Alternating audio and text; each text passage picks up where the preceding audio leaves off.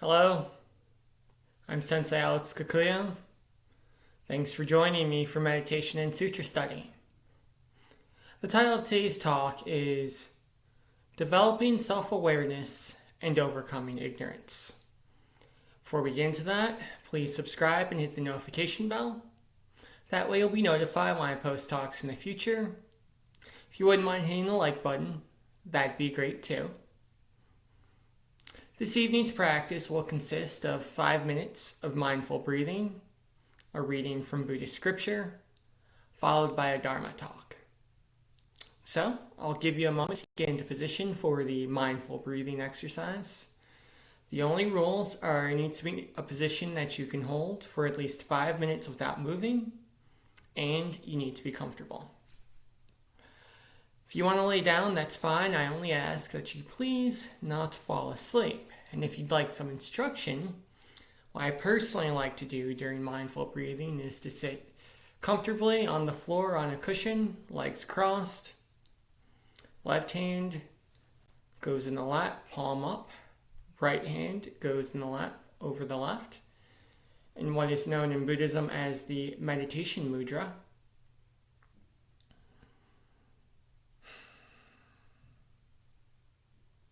And we'll begin our breathing now.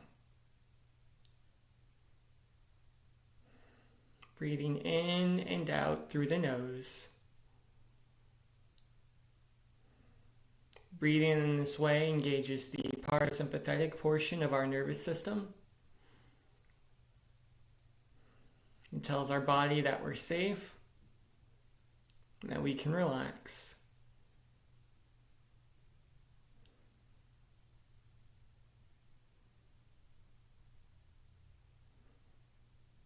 On every inhale, we extend the belly button slightly as if we had a large meal.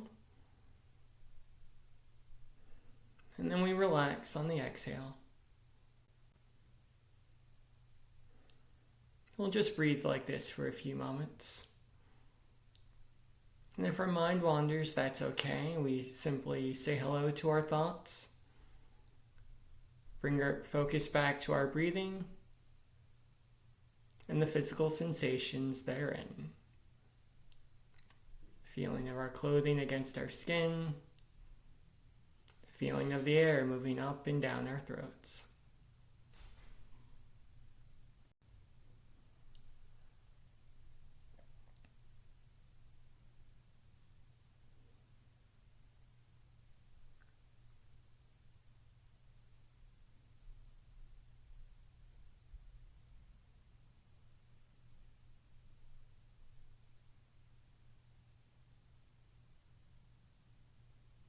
Now we'll continue our breathing by adding a visualization to the exercise. We'll visualize a fire burning in our belly, in the space behind our belly button. This fire burns like a campfire in the woods, and it's our favorite color. If we like blue, the fire is blue. If we like red, the fire is red. This fire represents our own enlightened nature. And we'll just watch it burn for a while. As we breathe in and out through our nose.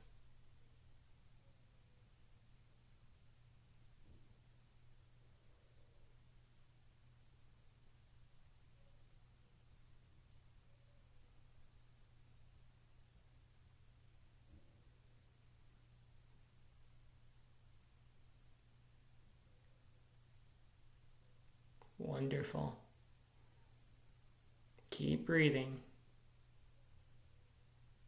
Now we're going to use our breath to amplify the power of our enlightenment. With every inhale, we bring air into our lungs.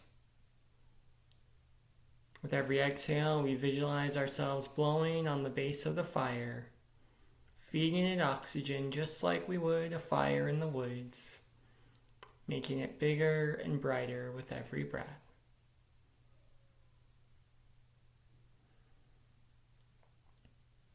We'll breathe like this, feeding our enlightenment for a few moments. And if our mind wanders, that's okay. We say hello to our thoughts and bring our focus back to our breathing and the visualization.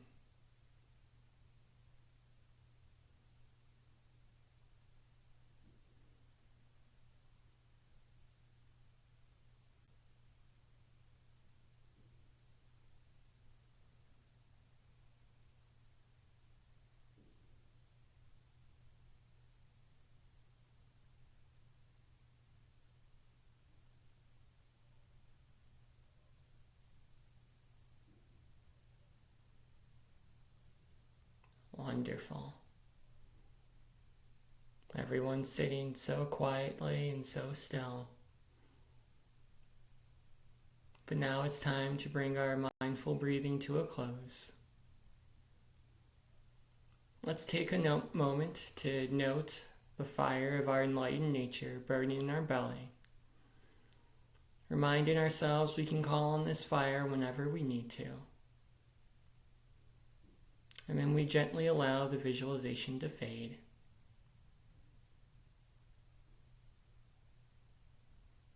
And we come back into our bodies by moving our head to the left and to the right, back and forth, feeling the physical sensations in our neck.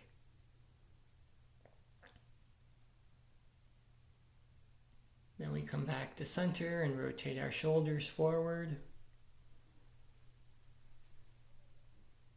and back. Again, just noticing the physical sensations until we allow them to hang gently towards the floor.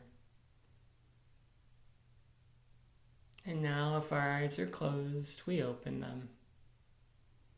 I'll give you about 10 seconds to do that.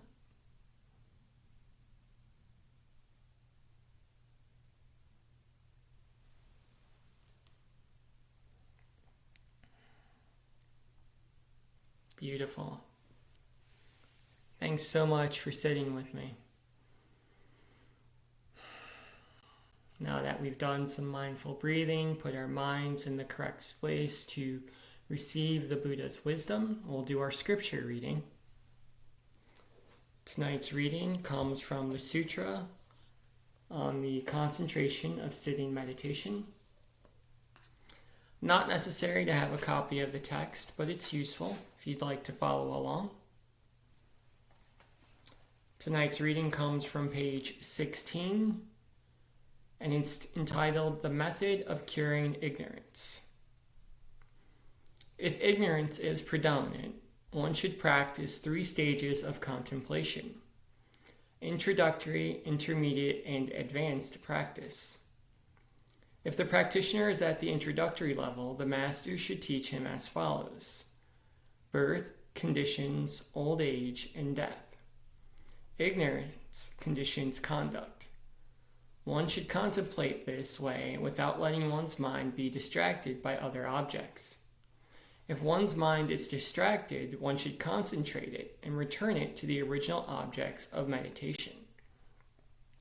If the practitioner is at the intermediate level, one should teach him as follows: conduct conditions consciousness. Consciousness conditions name and form. Name and form condition the 6 realms of cognition. The 6 realms of cognition condition contact. Contact conditions sensation. Sensation conditions attachment. Attachment conditions grasping. Grasping conditions existence. One should contemplate this way without letting one's mind be distracted by other objects. If the mind is distracted, one should concentrate it and return it to the original objects of meditation. If the practitioner is at the advanced level, the master should teach him as follows: ignorance conditions conduct. Conduct conditions consciousness. Consciousness conditions name and form. Name and form condition the 6 realms of cognition. The 6 realms of cognition condition contact. Contact conditions sensation. Sensation conditions attachment. Attachment conditions grasping. Grasping conditions existence. Existence conditions birth. Birth conditions old age and death. One should contemplate this way without letting one's mind be distracted by other objects. If the mind is distracted, one should concentrate it and return it to the original objects of meditation. Question. All wise people have wisdom, and all others lack wisdom. Here, what is meant by lack of wisdom, i.e., ignorance? Answer. Ignorance means complete lack of understanding. Ignorance can bring about one's existence in the next life. If wisdom exists, future lives will not exist. But if wisdom does not exist, future lives will exist. Abandoning the good, grasping the evil, ignorant people destroy the reality of elements and are attached to delusion, as is said in the chapter on the aspects of ignorance. Not understanding elements that cover up oneself and not knowing virtuous karma, one makes causes for binding defilements like a fire that arises from kindling. Due to ignorance, one's mind is attached to bad elements and abandons good elements. Ignorance is a thief who steals wisdom from sentient beings. Even past and future wisdom is stolen. Due to ignorance, one conceives the five aggregates as permanent, blissful, having self, and pure. Nor can one understand the teachings of suffering, origin, extinction, and path, i.e., the Four Noble Truths. A blind person follows various difficult paths of distress. Because of defilements, karma is accumulated, and because of karma, suffering evolves. Such a person takes things that ought not be taken, and conversely, abandons things that ought to be taken. Running in darkness and following a wrong path, such a person will stumble over a stump and fall on the ground. A person who has physical eyes but no wisdom can be compared to this blind person. When this condition, i.e., ignorance, ceases, the illumination of wisdom appears like the rising sun. Thus, in brief, I have described only the meditation on ignorance. All the items from ignorance up to old age and death should be understood in the same way. Question. The theory of dependent origination in Buddhism is profound. How can an ignorant person observe dependent origination? Answer. There are two types of ignorant people. One being those who are like cattle or sheep, and other being those who hold on to wrong views. For the latter type of ignorant people who are obscured by delusion and hold on to wrong views, the Buddha taught that they should practice concentration by observing dependent origination.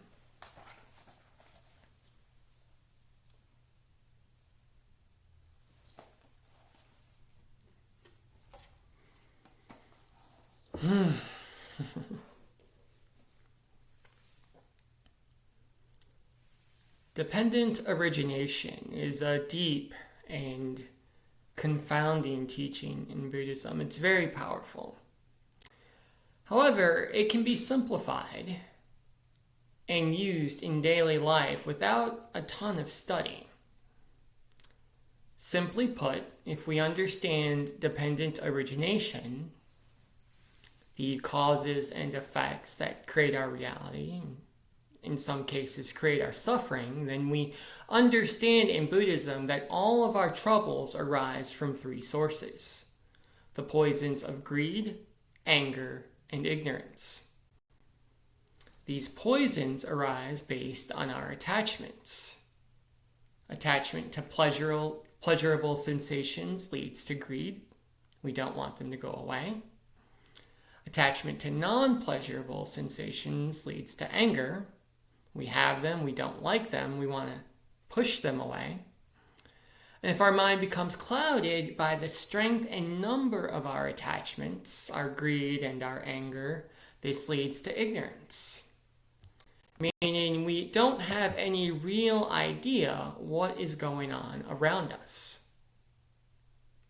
If we look at the dictionary, it states this ignorance is the state of being ignorant, lack of knowledge, learning, information, etc. Our minds are so clouded by greed and anger that we don't know what's happening. We lack knowledge. But the other part of ignorance is simply having not been taught certain things. This is why things like sutra study are so important. We are ridding ourselves of ignorance and the suffering that comes with it.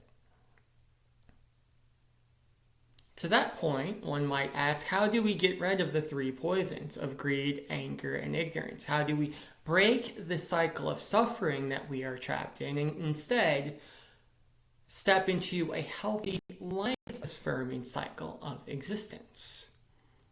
Well, we do the opposite of the three poisons. If greed is the cause of our suffering, we instead act out of generosity. Instead of holding on to things, we give them away. We give away money, we give away time, we give away affection. We can be greedy with affection, but if we're very giving, if we're generous with it, if we speak kind, life-affirming words to people, good job, I'm proud of you, thanks so much for your help, this is the opposite of greed. And it will come as no shock to any of you, I'm sure, that if you say nice things to people, they tend to say nice things back. If you are generous with your time and your money with other people, they tend to be generous back. Not always, but kindness is also its own reward. I personally find that if I do the right thing, even if I don't get the result I want, even if I'm polite to someone and they're rude back to me, so I'm generous with my speech and they're greedy with theirs, I still go to bed at night knowing I did the right thing and I feel good as a result, thus breaking the cycle of suffering. Continuing in this line of thought, the opposite of anger is patience. So we have things that we don't want. Let's say it's a job that we don't necessarily like. Maybe, let's say we're stuck in traffic. Our first thought might be to lash out, to lay on the horn, to tailgate the person who's going too slowly in front of us. But that doesn't make life better for anyone, much less us. If we practice patience, however, the opposite of anger, if we practice forbearance in the midst of our suffering, I'm stuck in traffic, I don't like it, but I'm here, so I'll turn to my favorite radio station and just enjoy some music. Someone says something I don't like, I'm angry, which is a perfectly human, perfectly natural response. But instead of lashing out and saying something rude to them, instead of typing that snide comment into social media, I take a break, do some mindful breathing, clear my head, and come back. Maybe I say nothing at all. Maybe I really blow their mind by responding with a compliment. And then through our patience, even though our situation hasn't necessarily changed, our response, again, breaks that cycle of suffering. Moves us on to a path of good virtue. Finally, we have ignorance, and the opposite of ignorance, as we learned from tonight's reading, is wisdom. The sutras tell us there are 3 ways to cultivate wisdom. One is through meditation, so the traditional Buddhist practices, meditating, chanting, prostrating, etc., lighting incense. Another way to cultivate wisdom, to rid ourselves of ignorance, is study of the Dharma, sutra study, like we did this evening. learning from the example of the Buddhas who came before so that we can follow that example and end our own suffering in the same way that they did. And finally, we cultivate wisdom simply by looking at what's happening in our lives, the cause and effect. I did something today. Did it work out for me? Am I happy with the results? I had a disagreement with a coworker. This is how I responded. Do I feel good about my actions? And maybe I do. Maybe it worked out great, which is a good thing. We need to take note of that when we do good things. This isn't us beating ourselves up. We take note of when we do the right thing, when we take note when things work out the way we expected, and then we try to continue acting in that way in the future. On the flip side, if we did something and that wasn't a good thing to do, maybe we took something that didn't belong to us. We take note of that, we make amends for our mistake, and we work hard to not do that in the future. So those are the 3 ways to cultivate wisdom: meditation, sutra study, and looking at what's happening, the cause and effect in our own lives. As we engage in these practices, doing the opposite of greed, anger, and ignorance, we develop not just wisdom, but also self-awareness. This is also in Buddhism called mindfulness. We become mindful of our body, mindful of our thoughts and emotions, and also mindful of our environment. We see what's going on because our minds aren't clouded anymore. We're not caught in this cycle of running towards things we like and running away from things we don't like. Instead, we're sitting still and we're paying attention. And we're gathering the knowledge and the information we need to end suffering for ourselves and for other people. A lack of self-awareness is why things tend to go terribly wrong. Because we're not mindful, we're not paying attention, we don't have the information we need to make the right decisions. A lack of self-awareness is why people leave their carts in the parking lot instead of taking them back to the store or putting them in the corral. And what ends up happening is the cart rolls and hits someone's car and leaves a scratch or a dent. A lack of self-awareness, maybe we're playing around with the radio or talking to someone in the passenger seat, is what causes us to run a red light, possibly causing an accident for ourselves or other people, maybe causing us to get an expensive ticket that we don't have the money to pay. A lack of self-awareness is why people litter in our public parks and leave their trash out instead of taking it with them and putting it in a trash bag. Because they're not mindful of their environment in that case. They're not paying attention to what's going on. And that's when you see YouTube videos of turtles with straw stuck in their noses and fish who have eaten plastic bags. Now, it's important to note that in Buddhism, we don't think that there are evil people in the world.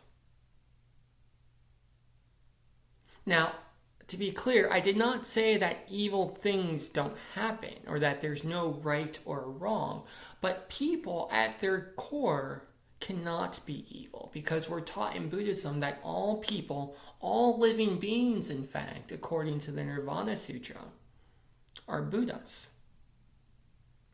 The problem, however, is that our Buddha nature, our inherent basic goodness, is covered over with the defilements of greed, anger, and ignorance, so we act in unskillful ways. Sometimes we act in evil ways. Sometimes people's minds are so filled with greed that they start wars to take the resources of their neighbors. Sometimes their minds are so filled with anger that they don't see or care about the result of their hurtful language. Sometimes they become so ignorant. Their minds are so filled with defilement, lacking in the knowledge and information that they need, that they don't realize they're hurting people through their actions, or in other cases, hurting themselves. So, for this reason, we say that there are no evil people in the world, only evil actions. Because all people at their core, you, me, everyone, is Buddha. But it is our defilements that cause us to act unskillfully. This is why, again, it's so important to be mindful of body, of emotions, of thoughts, of environment. Not just so that we can note when we mess up, and we will because we're human, but also to note when we do things well. I was really busy today, but I stopped and made a cup of coffee for my spouse. Someone reached out to me at work today and I helped them solve a problem. They got to go home early.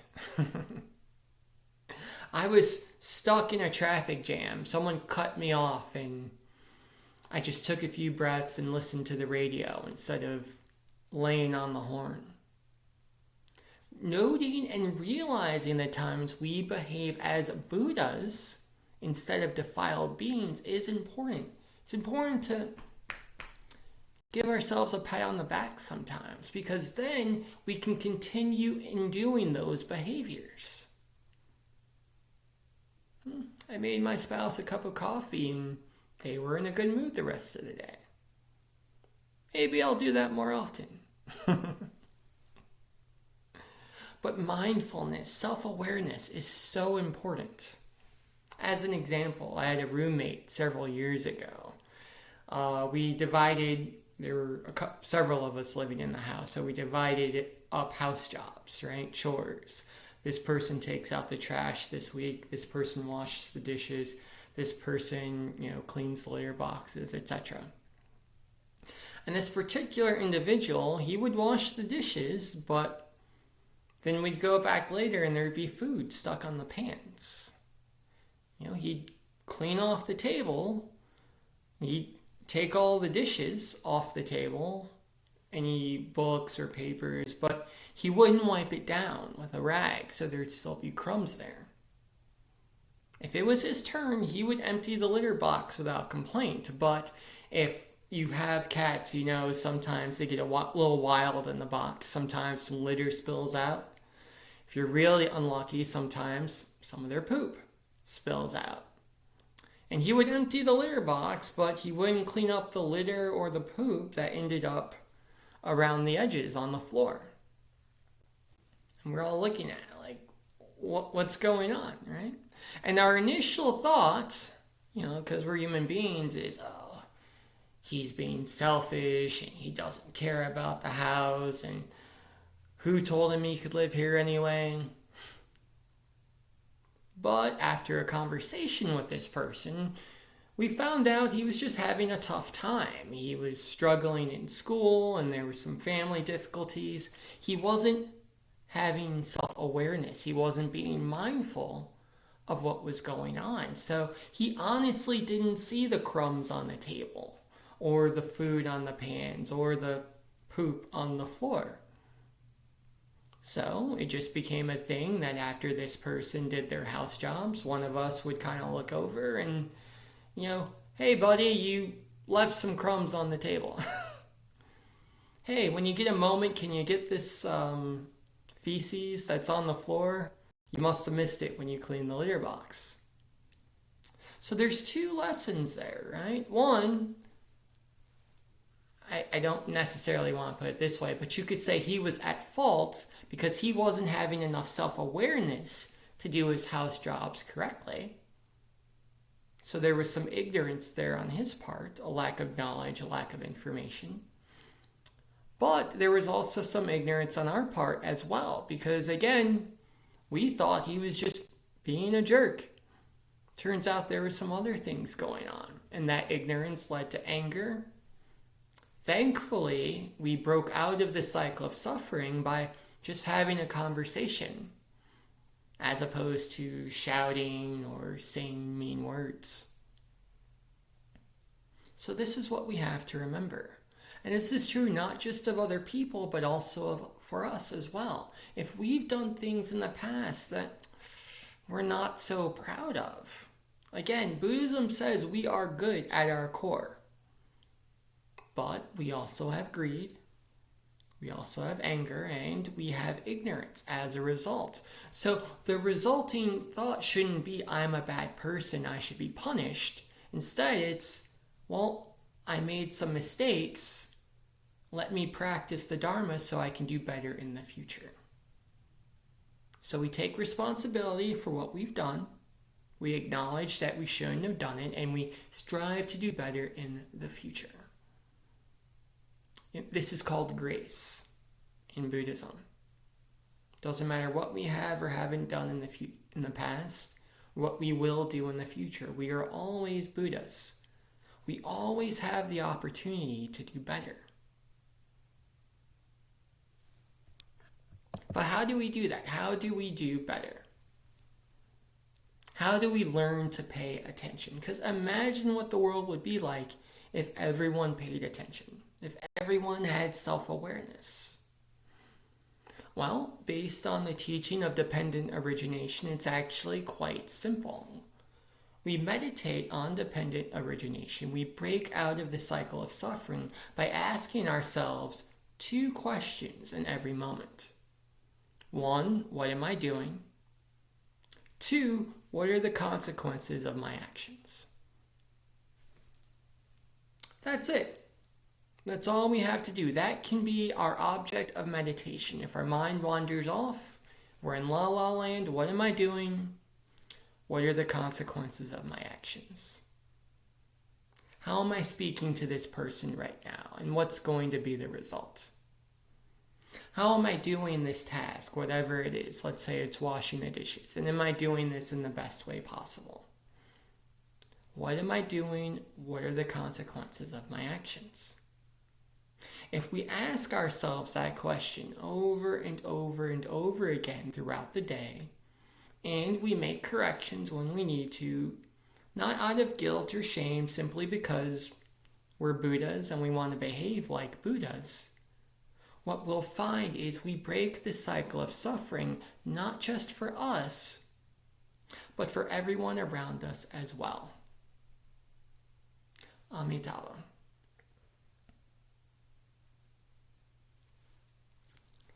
So, that's the talk for today. I hope it was helpful. I'll just end with a few announcements. So, this was Meditation and Sutra Study. We do it every Wednesday, 7 p.m. Eastern Standard Time. The practice consists of 5 minutes of mindful breathing, a reading from Buddhist scripture, followed by a Dharma talk. On Sundays, we do something a little less involved. It's Dharma Sunday, also broadcast at 7 p.m. Eastern Standard Time. And that simply involves me taking something from the news or pop culture and speaking on it from a Buddhist perspective. So tying canonical Buddhist teachings with daily life. I hope to see you there. Until next time, Amitabha.